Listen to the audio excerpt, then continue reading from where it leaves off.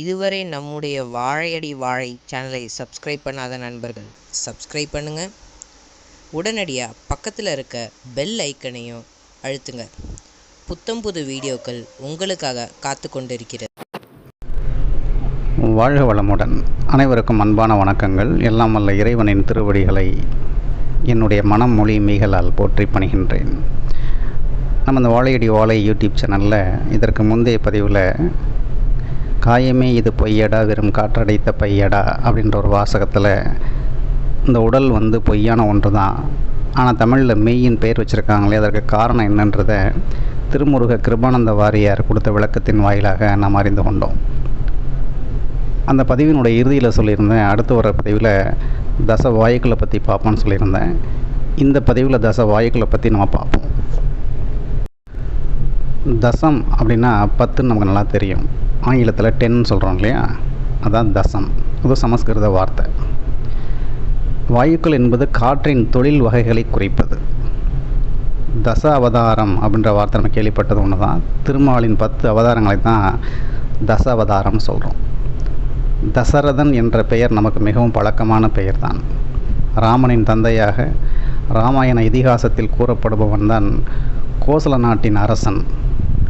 இவன் 10 வித தேர்களை ஒற்றை நபரால் இயக்குபவன் என்ற முறையிலும் 10 திசைகளிலும் தன் ஆட்சியை செலுத்தியவன் என்ற முறையிலும் பெயர் காரணம் கூறப்படுகிறது. இந்த தசரதன் அப்படின்ற சொல்லுக்கு வேறொரு பொருளும் உண்டுன்றது தெரிஞ்சுக்கணும். ரதம் எப்படி அசைந்து அசைந்து செல்கிறதோ அதுபோல ஒருவன் தன் உடலில் உள்ள 10 விதமான வாயுக்களையும் அசைந்து கொண்டிருக்கக்கூடிய வெவ்வேறு தொழில்களை செய்து கொண்டிருக்கக்கூடிய அந்த வாயுக்களை நேர்படுத்தி ஒரே நேர்கோட்டில் கொண்டு வந்து, இதை செய்வதற்காகத்தான் பிராணாயாமம் என்ற பயிற்சி செய்யப்படுகிறது. எவன் ஒருவன் இந்த மாதிரி 10 விதமான வாயுக்களையும் ஒரே நேர்கோட்டில் கொண்டு வந்து மூலாதாரத்தில் இருந்து அனைத்து சக்கரங்களிலும் நிலைநிறுத்தி சுழுமுனை நாடி வழியாக செலுத்தி அண்ணாக்கு என்ற இடத்தில் உள்ள அடைக்கப்பட்ட துவாரத்தை பிளந்து கொண்டு கபாலத்தினுள் காற்றை செலுத்த தெரிகின்றதோ அவன் தசரதன் என அழைக்கப்படுகிறான். 10 விதமான வாயுக்களையும் தன் கட்டுப்பாட்டில் கொண்டவன் என்று பொருள். இந்த மாதிரி தச வாயுக்களையும் தன்னுடைய கட்டுப்பாட்டில் கொண்டு வந்து செய்யக்கூடிய யோகத்தை தான் என்ன சொல்கிறாங்கன்னு கேட்டால் வாசி யோகம் அப்படின்னு சொல்கிறாங்க. இப்போ நம்ம பார்க்க போகிறது என்னன்னு கேட்டால், நம்ம உடம்பில் உள்ள 10 விதமான தச வாயுக்கள் என்னென்ன, அவற்றின் பெயர்கள் என்ன, சமஸ்கிருத பெயர்கள் என்ன, தமிழில் அது எவ்வாறு அழைக்கப்படுகிறது, ஒவ்வொரு காற்றுக்கும் உள்ள வெவ்வேறு பணிகள் என்ன, இதைத்தான் ஒன் பை ஒன்றா பார்க்க போகிறோம். இந்த தச வாயுக்கள்னு சொல்லக்கூடிய 10 விதமான வாயுக்களை நம்ம வசதிக்காக 5 பிரிச்சுக்கலாம். முதல் 5 கலெக்டிவாக சேர்த்து ஒரு வார்த்தை சொல்லுவாங்க. என்னென்னு கேட்டால் பிராணவாயுன்னு சொல்லுவாங்க. இது மொத்தமாக கொடுக்குற பேர். இந்த பிராணவாயு அப்படின்னு சொல்லக்கூடியதில் மொத்தம் 5 வாயுக்கள் சேர்ந்ததுன்னு தெரிஞ்சுக்கணும். அந்த 5 வாயுக்களின் பெயர் சொல்கிறேன். ஃபஸ்ட்டு பிராணன். இதற்கு இணையான தமிழ் சொல் என்னன்னு கேட்டால் உயிர்காற்று அப்படின்னு பேர். இரண்டாவது காற்றின் பெயர் அபானன். இதை தமிழில் மலக்காற்றுன்னு சொல்லலாம் அல்லது கழிவு காற்றுன்னு சொல்லலாம். மூன்றாவது காற்றின் பெயர் வியானன். தமிழில் அதுக்கு இணையான பெயர் தொழில் காற்று. நான்காவது காற்றின் பெயர் உதானன். அதற்கு இணையான தமிழ் சொல் ஒலிக்காற்று. ஒலிக்காற்றுன்னா சவுண்டு. ஐந்தாவது காற்றின் பெயர் சமானன். இதற்கு இணையான தமிழ் சொல் நிரவு காற்று. இந்த 5 காற்றுகளையுமே சேர்த்து மொத்தமாக ஒரு கலெக்டிவ் ஒரு வார்த்தை சொல்லுவாங்க. அது என்ன பேருன்னு கேட்டால் பிராணவாயுக்கள் அப்படின்னு பேர். அடுத்து வரக்கூடிய 5 வாயுக்களை கலெக்டிவ் ஒரு வார்த்தை என்ன சொல்லுவாங்கன்னு கேட்டால் உபவாயுக்கள் அப்படின்னு பேர். அது என்னென்னு பார்ப்போம். அதாவது 6வது வாயு நாகன். அதற்கு இணையான தமிழ் சொல் என்னென்னு கேட்டிங்கன்னா தும்மல் காற்று. 7வது காற்றின் பெயர் கூர்மன். அதற்கான தமிழ் பெயர் விழிக்காற்று. 8வது காற்றின் பெயர் கிருஹரன். இதற்கு இணையான தமிழ் பெயர் கொட்டாவி காற்று. 9வது காற்றின் பெயர் தேவதத்தன். இதற்கு தமிழ் பெயர் இமைக்காற்று. 10வது காற்றின் பெயர் தனஞ்சயன். அதற்கு இணையான தமிழ் பெயர் வீங்கர் காற்று. இந்த 6, 7, 8, 9, 10 இந்த இறுதியாக வருகின்ற 5 வாயுக்களையும் கலெக்டிவாக ஒரே வார்த்தையில் சொல்லும்போது என்ன சொல்லுவாங்கன்னு கேட்டால் உபவாயுக்கள் அப்படின்னு சொல்லுவாங்க. முதல்ல பிராணன்னு என்னன்னு பார்ப்போம். அதாவது உயிர்காற்று. இதனுடைய இருப்பிடம்னு எதை சொல்கிறாங்கன்னு கேட்டால் மார்பு பகுதியை சொல்கிறாங்க. இது மூலாதார சக்கரம் நம்ம ஏற்கனவே பார்த்துருக்கோம் இல்லையா. இந்த ஜலதுவாரம் மலதுவாரத்துக்கும் இடைப்பட்ட பகுதியில் உள்ள முதல் ஆதார சக்கரம் மூலாதாரம். அங்கே இருந்து கிளம்பி இடகலை பிங்கலை அப்படின்னு சொல்லுவாங்க. அதாவது நாடிகளோட பெயர்கள். இடகலை நாடி, பிங்கலை நாடி. அது முதுகு தண்டுவடத்தின் வழியாக மேலெலும்பி சென்று அந்த ஆக்ஞா சக்கரம் சொல்லக்கூடிய நெற்றிப்புட்டில் போய் சேரும். இந்த இடகலை பிங்கலை நாடிக்கு நடுவாக இந்த காற்று பயணத்தில் செல்லும். போய் நேராக போய் தொண்டை பகுதியெல்லாம் தாண்டி போய் சிரசை போய் முட்டும். அந்த சிரசை முட்டும்போது அங்கே 2 துவாரங்கள் உண்டு. அந்த துவாரங்கள் வந்து அடைக்கப்பட்டிருக்கும். நம்ம எல்லாருக்குமே அந்த துவாரம் அடைக்கப்பட்டிருக்கும். அண்ணாக்குன்னு சொல்லக்கூடிய இடத்துல அந்த துவாரம் இருக்கும், அது அடைக்கப்பட்டிருக்கும். சளி அல்லது சீல் போன்ற ஒரு பகுதினால் மியூக்கஸ்னு ஆங்கிலத்தில் சொல்லுவாங்க, அது அடைக்கப்பட்டிருக்கும். அது அண்ணாக்கில் உள்ள துவாரம், அடைபட்ட வாசல்னே சொல்லுவாங்க யோக சூத்திரத்தில் அது. ஸோ இந்த கீழிருந்து எழும்பி வந்த இந்த பிராண வாயுவானது இந்த இடகலை பிங்கலை நாடிகளுக்கு நடுவாக பயணித்து மேலெலும்பி சென்று சிரசை முட்டும்போது அந்த வாயில் அடைக்கப்பட்டிருக்கிறதுனால, அண்ணாக்குன்னு சொல்லக்கூடிய இடத்துல கூடிய வாயு அடைக்கப்பட்டிருக்கிறதுனால அதுக்கு மேலே அது போக முடியாமல் மூச்சு காற்றாக மாறி வெளியேறிடும். இந்த யோக பயிற்சியில் ரொம்ப தேர்ச்சி பெற்றவங்க இருக்காங்க இல்லையா, அவங்க இந்த அண்ணாக்குன்னு சொல்லக்கூடிய இந்த துவாரத்தை திறந்திருப்பாங்க. அப்போ அவங்களுக்கு மட்டும் என்ன ஆகுன்னு கேட்டிங்கன்னா, இந்த உயிர்காற்று பிராணன் அந்த சிரசுக்கு உள்ளே மேலே செல்லக்கூடிய வாய்ப்பு மிக அதிகம் உண்டு. இதைத்தான் வாசி யோகத்தில் மிக அதிகமாக செயல்படுத்துகிறாங்க. அடுத்து நம்ம பார்க்க போகிற காற்றோட பெயர் வந்து அபானன். அபானன் அப்படின்னா கழிவு காற்று, மழைக்காற்றுன்னு ஏற்கனவே சொன்னேன். உடலில் ஏற்படுகின்ற கழிவுகளை உடலை விட்டு வெளியேற்றுவதற்கு ஒரு ப்ரெஷர் தேவை. அந்த ப்ரெஷரை கொடுக்கறது தான் அந்த காற்று. இந்த காற்று அழுத்தி தள்ளினா தான் அது உடம்பை விட்டு வெளியில் வரும். வயிற்றுக்குள் ஏற்படக்கூடிய உபாதைகளால் ஏற்படக்கூடிய கழிவு காற்றை வந்து ஆசன வாயு வழியாக வெளியேற்றுறது, சிறுநீர் பையிலிருந்து தேங்கிய சிறுநீரை வெளியேற்றுறது, இந்த மாதிரி இயக்கத்துக்கு எல்லாம் அந்த காற்று வந்து ஒரு ப்ரெஷர் கொடுத்தா தான் அது வெளியில் வரும். இந்த பயன்பாட்டுக்கு பயன்படுற காற்றை தான் என்ன சொல்கிறோன்னு கேட்டால் அபான வாயு அல்லது கழிவு காற்று அப்படின்னு சொல்கிறோம். குழந்தை பிறப்ப தாயின் கருவறையிலிருந்து குழந்தை வந்து வெளியில் வரும்போது டெலிவரின்னு சொல்கிறோம் இல்லையா, அந்த டயத்தில் அந்த தாயை வந்து மூச்சை இறுக்கி பிடிச்சி முக்க சொல்லுவாங்க இல்லையா, அந்த அழுத்தம் கொடுக்கும்போது இந்த அபான வாயு தான் மிக அதிக அளவில் செயல்படும். இந்த அபான வாயு நல்லா இருந்தது அப்படின்னா நார்மல் டெலிவரி நடந்துடும். இந்த அபான வாயில் குறைபாடு இருக்கும்போது தான் நார்மல் டெலிவரி நடக்காது, சிசேரியன் போக வேண்டிய கட்டாயத்தில் வருவாங்க. மூன்றாவதாக நம்ம பார்க்க போகிற காற்றின் பெயர் வந்து வியானன். தொழில் காற்றுன்னு தமிழ் பெயர் சொல்லியிருந்தேன். இதனுடைய இருப்பிடம் எதுன்னு கேட்டிங்கன்னா மண்ணீரல், ஆங்கிலத்தில் ஸ்ப்ளீன் அப்படின்னு சொல்லுவாங்க. இந்த வியானன் அப்படின்னாலே வியாபித்து இருத்தல், வியாபகம் அப்படின்னு ஒரு வார்த்தை சொல்லுவோம் இல்லையா, உடல் முழுவதும் பரவி இருந்து எல்லா தொழில்களுக்கும் உறுதுணையாக உள்ள காற்றுக்கு பேர் வியானன் அப்படின்னு பேர். அடுத்து நம்ம பார்க்க போகிற காற்றின் பெயர் வந்து உதானன். இதை ஒளிக்காற்றுன்னு ஏற்கனவே சொன்னேன், சவுண்டு. இதனுடைய இருப்பிடம் வந்து பார்த்திங்கன்னா தொண்டை பகுதி அப்படின்னு சொல்கிறாங்க.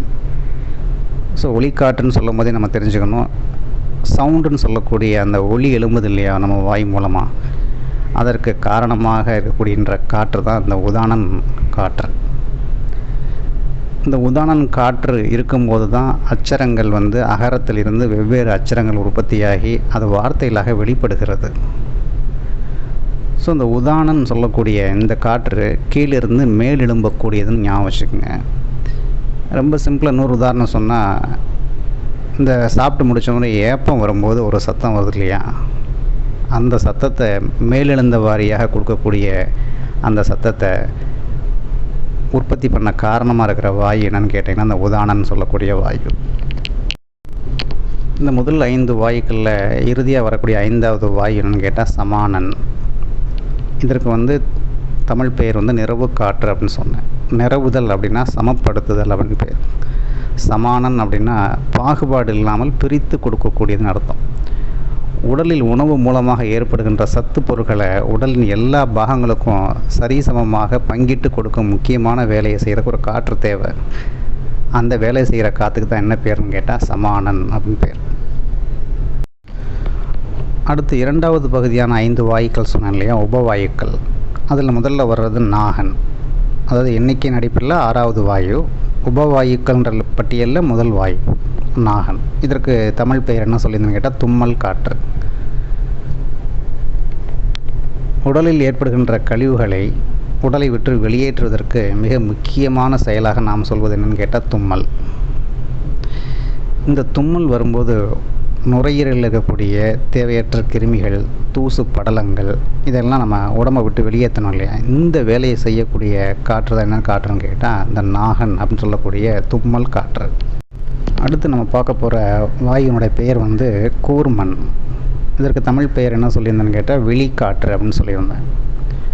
விழிக்காற்று அப்படின்னா நம்ம கண்ணில் வந்து இயற்கையாகவே ஒரு ப்ரெஷர் இருக்குதுன்னு சொல்லுவாங்க, ஐ ப்ரெஷர். எப்படி பிளட் ப்ரெஷர் சொல்கிறோமோ அது மாதிரி ஐக்குன்னு தனியாக ஒரு ப்ரெஷர் இருக்குது. இந்த ப்ரெஷரை மெயின்டைன் பண்ணுறதுக்கு முக்கியமாக ஒரு காற்று தேவைப்படுது. அந்த காற்று தான் விழிக்காற்று. நம்ம கண்ணில் இருக்கக்கூடிய அந்த விழி பகுதி மேலும் கீழும் அசைகிறது. நான் சொல்கிறது இமைய சொல்லலை, கண்ணுக்கு உள்ளே இருக்கக்கூடிய கண்மணின்னு சொல்கிறோம் இல்லையா, அந்த கண்மணி இடது பக்கம் வலது பக்கம் அசைகிறது, மேலும் கீழும் அசைகிறது. இந்த மாதிரி அசைவுகளுக்கு முக்கியமாக ஒரு காற்று தேவைப்படுது. அந்த காற்று தான் கூர்மன் காற்று. அடுத்து நம்ம பார்க்க போகிற வாயுவின் பெயர் வந்து கிருகரன். இதை நம்ம கொட்டாவி காற்றுன்னு சொல்கிறோம். ரொம்ப டயர்டாக இருக்கும்போது, தூக்கம் வரும்போது அந்த வாய் திறக்குது இல்லையா, ரொம்ப ஆழமாக அகலமாக திறக்குது இல்லையா, அதை தான் கொட்டாவின்னு சொல்கிறோம். ஸோ ஒருத்தர் கொட்டாவி விடும்போது என்ன சொல்கிறோம், ரொம்ப டயர்டாக இருக்கீங்க போய் தூங்குங்க அப்படின்னு சொல்கிறோம் இல்லையா, இல்லை தூக்கம் வந்துருச்சான்னு கேட்குறோம் இல்லையா. இந்த வாயை திறக்க செய்யணும் அப்படின்னா அதற்கு ஒரு வாய் தேவைப்படுது. இந்த நிகழ்ச்சி ஏன் நடக்குதுன்னு கேட்டால் மூளை வந்து தன்னுடைய செயல்பாடு ரொம்ப அதிகப்படியாக செயல்பட்டு ரொம்ப டயர்டாயிடுச்சுன்னு அர்த்தம்.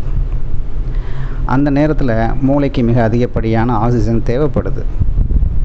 நுரையீரல் சுருங்கி வரையக்கூடிய தன்மை கொஞ்சம் குறைஞ்சிருக்கு. அதனால் வந்து ஆக்சிஜன் சப்ளை பத்தலை, இந்த பிராணவாயினுடைய சப்ளை பத்தலை. இதை ஈடுகட்டுறதுக்காக இந்த கிருகரன்ற வாய் என்ன பண்ணுதுன்னு கேட்டால் கொட்டாவின்ற ஒரு செயலை ஏற்படுத்தி அதன் மூலமாக காற்றை மிக அதிகப்படியாக உள்ளிழுத்து நுரையீரல் மூலமாக மூளையை சென்றடைய செய்கிறது. அதன் மூலமாக மூளையை தன் செயல்பாட்டுக்கு மீண்டும் கொண்டு வர முயற்சி செய்கிறது. இந்த காற்றுக்கு தான் என்ன பேருன்னு கேட்டால் கிருகரன் அல்லது கொட்டாவி காற்று அப்படின்னு பேர். அடுத்து நம்ம பார்க்க போகிற வாயுவினுடைய பெயர் வந்து தேவதத்தன். இதுக்கு தமிழ் பெயர் இமைக்காற்றுன்னு சொன்னேன். இந்த இடத்துல நம்ம புரிஞ்சுக்கணும், என்ன புரிஞ்சுக்கணும்னு கேட்டால் இமைத்தல் அப்படின்னு சொல்லக்கூடிய அந்த இமை மூடி திறக்குது இல்லையா, கண் இமை மூடி திறக்குது இல்லையா, இந்த அசைவுக்கு ஒரு காற்று தேவை. அந்த காற்று தான் அந்த தேவதத்தன்ற காற்று. இந்த காற்றுக்கு இன்னொரு வேலையும் ஒன்று இருக்குது. என்னென்னு கேட்டால் இந்த கண் ட்ரை ஆகாமல் பார்த்துக்கணும்னு சொல்லுவோம் இல்லையா, அந்த மாதிரி எப்பயுமே உலர்ந்து போகாமல் ஈரப்பதம் மிக்கதாக வைத்திருக்க வேண்டிய வேலையும் அந்த தேவதத்தன் தான் செய்யுது. ஸோ தூங்கும்போது மட்டும்தான் இமைக்காமல் இருக்கும். அந்த நேரத்தை மட்டும்தான் இந்த தேவதத்தன் சொல்லக்கூடிய வாயு தன் செயல்பாட்டை நிறுத்தி வைத்திருக்கும். மற்ற நேரத்தில் ஃபுல்லாக கண்டினியூஸாக இயங்கிக்கிட்டே தான் இருக்கும். அடுத்து நம்ம பார்க்க இருக்கிற வாயினுடைய பெயர் வந்து தனஞ்சயன். தசவாயுக்கள் பட்டியலில் 10வது வர்ற வாயு. உபவாயுக்கள்னு சொன்ன 2வது பகுதி 5 வாயுக்களில் 5வது வரக்கூடிய வாயு. இந்த வாயு வந்து தமிழில் வீங்கர் காற்று அப்படின்னு பேர். இது ஒரு மிக முக்கியமான ஒரு வாயு. ஏன் அப்படி சொல்கிறேன் அப்படின்னு கேட்டிங்கன்னா, பிற 9 வாயுக்களின் செயல்பாடு இந்த வாயு இருப்பதால் தான் நடைபெறுகிறது. மற்ற 9 வாயுக்கள் தங்கள் வேலையை சரிவர செய்யணும் அப்படின்னா அந்த எல்லா வேலைக்கும் கூட போகிற வாயு எதுன்னு கேட்டால் தனஞ்சயன்ற வாயு. இது எதுவும் செய்யாது. இந்த வாயு இருக்கும்போது மற்ற வாயுக்கள் தங்கள் வேலைகளை செய்ய ஆரம்பிக்கும். ஒரு நொடிக்கு 224 அதிர்வலைகளை உண்டாக்கி கொண்டே இருக்கும் இந்த வாயு. மொத்தம் 72,000 நாடி நரம்புகளை நம்ம உடம்புல இருக்குதுன்னு சொல்கிறாங்க. அதை இயக்கிறதும் இந்த தனஞ்சயன்ற வாயு தான். கர்ப்ப காலத்தில் இந்த தனஞ்சயன்ற வாயு குறைஞ்சது அப்படின்னா பிறக்கக்கூடிய குழந்தை கூன், குருடு, செவிடு, பேடு, முடம் போன்ற நோய்கள் உடைய குழந்தையாக பிறக்கும். இந்த தனஞ்சயன்ற வாயுக்கு நான் வீங்கர் காற்றுன்னு பேர் சொல்லியிருந்தேன் இல்லையா தமிழில். வீங்கர் காற்றுனா வீங்கச் செய்தல், உடலை வீங்கச் செய்தல். ஒருவன் மரணித்த பின்பு உடலை விட்டு உயிர் போயிடுச்சு அப்படின்னு சொல்கிறோம் இல்லையா, அப்போ என்ன ஆகுதுன்னு கேட்டால் பிற ஏனைய 9 வாயுக்களும் துவாரங்கள் வழியாக வெளியில் போயிடும். கடைசியாக இறுதியில் எஞ்சி நிற்கிற வாயு என்னன்னு கேட்டால் தனஞ்சயன் மட்டும்தான். இந்த தனஞ்சயன் வாயு ஏற்கனவே நான் சொன்ன மாதிரி 224 அதிர்வலைகளை ஏற்படுத்தி பிற 9 வாயுகளையும் இயக்கிட்டு இருக்குன்னு சொன்னேன். இப்போ உடலை விட்டு உயிர் போன பிறகு அந்த 9 வாயுக்களும் இல்லை. ஸோ இந்த 224 அதிர்வலைகளும் எங்கே போய் முட்டி மோதி நிற்கும்னு கேட்டால் உடலில் போய் எல்லா திசுக்களிலும் போய் மோதி முட்டி நிற்கும். இதன் விளைவாக தான் சீல் வடிதல், நீர் வடிதல், உடல் வீங்குதல், இந்த மாதிரி நிகழ்வுகள்லாம் மரணத்திற்கு பின்பே நடக்கிறது. ஸோ ஒரு காலகட்டத்தில் இது முற்றிய நிலையில் வெடித்து அதன் வழியாக வாயு வெளியேறுகிறது. ஸோ இறுதியாக வெளியேறுகின்ற வாயு எதுன்னு கேட்டால் தனஞ்சயன்ற வாயு. இப்போ இறுதியாக வெளியேறுகின்ற வாயு தனஞ்சயன் வாயுன்னு பார்த்தோம். ஒருவன் மரணித்த பின்பு உடலிலிருந்து கடைசியாக போகிற வாயு தனஞ்சயன் வாயு. அதே மாதிரி ஒரு தாயினுடைய வயிற்றில் குழந்தை உற்பத்தியாகும் போதும் குழந்தையினுடைய தலையில் உள்ள உச்சிக்குழி வழியாக உள் புகுன்ற வாயு என்ன வாயுன்னு கேட்டிங்கன்னா தனஞ்சயன் வாயு. அதற்கப்புறம் தான் மற்ற 9 வாயுக்களும் செயல்பட ஆரம்பிக்குது. ஸோ கரு உற்பத்தியப்போ ஆரம்பத்தில் உள்ள வர வாயு தனஞ்சயன், இறந்த பிறகு உடலை விட்டு ஏனைய வாயுக்கள் சென்ற பிறகு இறுதியாக வெளி செல்லுகின்ற வாயு தனஞ்சயன் வாயு.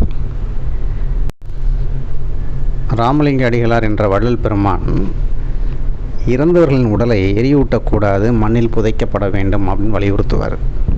அதற்கு மிக முக்கியமான காரணம் என்னன்னு கேட்டிங்கன்னா இந்த தனஞ்சயன் வாயு தான். சாதாரண ஒரு மனிதன் இறந்த பிறகு அவன் உடலை விட்டு வெவ்வேறு துவாரங்கள் வழியாக உயிர் பிரியலாம். உயிர் பிரிந்த பின்பு முதல் 3 நாட்களுக்கு இந்த தனஞ்சயன் வாயு உடம்புல இருந்துகிட்டே இருக்கும். 3 நாட்கள் கழித்து தான் இந்த தனஞ்சயன்ற வாயு உடலை விட்டு வெளியேறும். வெளியேறதுக்கு முன்பாக உடலை நல்லா வீங்கச் செய்து விட்டு தான் வெளியேறும்.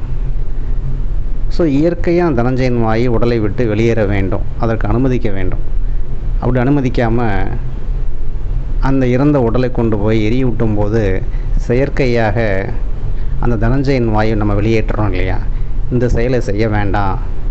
இயற்கையாக தனஞ்சயன் வாயு உடலை விட்டு வெளியே போகட்டும், அதை இம்சிக்க வேண்டாம் அப்படின்னு சொல்கிற கருத்தை வலியுறுத்துறதுக்காக தான் இந்த வள்ளல் பெருமான் என்ன சொன்னார்னு கேட்டிங்கன்னா இறந்தவர்கள் உடலை எரியூட்ட வேண்டாம், மண்ணில் புதையுங்கள் அப்படின்னு சொன்னார்.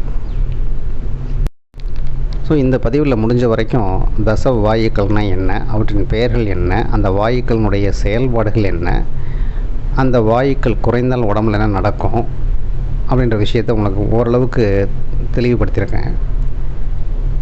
இந்த அடிப்படை செய்தியை வச்சுக்கிட்டு நீங்கள் இனிமேல் வாயுக்களினுடைய செயல்பாடுகளை மிக விரிவாக படிக்க ஆரம்பிக்கும் போது உங்களுக்கு பல விஷயங்கள் வெளியே தெரிய வரும். இது சம்பந்தமான ஏராளமான சித்தர்கள் பாடல்கள், குறிப்பாக திருமூலர் திருமந்திரத்தில் ஏகப்பட்ட பாடல்கள் இருக்குது. விருப்பம் உள்ளவங்க திருமூலருடைய திருமந்திர பாடல் எடுத்து படித்து பார்க்கும்போது அந்த ஒவ்வொரு வாயுக்களினுடைய செயல்பாடுகள் எப்படிப்பட்டது அப்படின்றத மிக தெளிவாக விளக்கியிருப்பார். மீண்டும் ஒரு நல்ல பதிவோடு உங்களை விரைவில் சந்திக்கின்றேன். நன்றி, வணக்கம், வாழ்க வளமுடன். அவன் அருளாலே அவன் தாழ் வணங்கும் மகிழ்ச்சியுடன் உங்கள் ராதாகிருஷ்ணன்.